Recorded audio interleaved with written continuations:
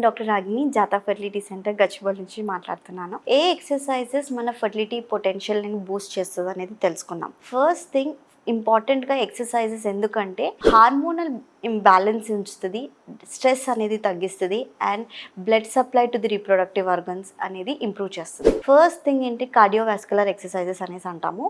ఇది mainly mild walking, jogging, swimming అనేది important. దీంట్లో it's a very routine type of exercise, కానీ it's a mild form of exercise and యూజువల్గా ఇది 30 minutes to 1 hour daily చేస్తే సరిపోతుంది అనేది ఇన్ఫార్మ్ చేస్తాం. సెకండ్ టైప్ ఆఫ్ ఎక్సర్సైజ్ మీరు చూస్ చేసుకోవచ్చు ఏంటి అంటే యోగాలో బటర్ఫ్లై పోజెస్ ఆర్ ఆసనాస్, ఈ రకమైన ఎక్సర్సైజెస్లో చాలా వరకు circulation to the reproductive organs either to uterus or to the testis improve అయ్యేది. ఆక్సిడేటివ్ స్ట్రెస్ అనేది తగ్గించి quality of the egg and growth of the egg will be better అనమాట.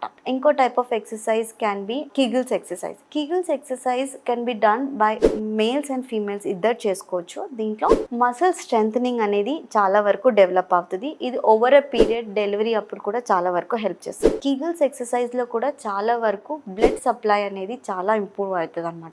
రిసెప్టివిటీ ఫీమేల్స్లో రిసెప్టివిటీ ఆఫ్ ఎండోమెట్రియం చాలా చాలా improve అవుతుంది. And ఇంకో రకమైన strength ఎక్సర్సైజెస్కి కూడా వెళ్ళొచ్చు. ఇది కానీ ఇంపార్టెంట్గా మైల్డ్లోనే ఉంచాల్సిన అవసరం ఉంది. Strength exercises mainly plank exercises, crunches exercises అనేసి అంటాము. వీటిలో కూడా మైల్డ్ ఎక్సర్సైజెస్ వల్ల స్ట్రెస్ అనేటివి చాలా తగ్గించుకొని పాజిటివ్ హార్మోన్స్, హ్యాపీ హార్మోన్స్ అనేటివి రిలీజ్ అయ్యేసి స్మూత్ ట్రీట్మెంట్ ప్రాసెస్లో చాలా వరకు స్మూత్ వెళ్తుంది అనమాట. సో మెయిన్గా ఇంపార్టెంట్గా చూసుకోవాల్సింది exercises should be mild with good amount of fluid substitute అనేది చేసుకున్నట్లయితే రిజల్ట్స్ అనేది చాలా ఫెచ్చింగ్ ఉంటుంది. ఇంకేమైనా టిప్స్ కావాలంటే please do follow us. Thank you.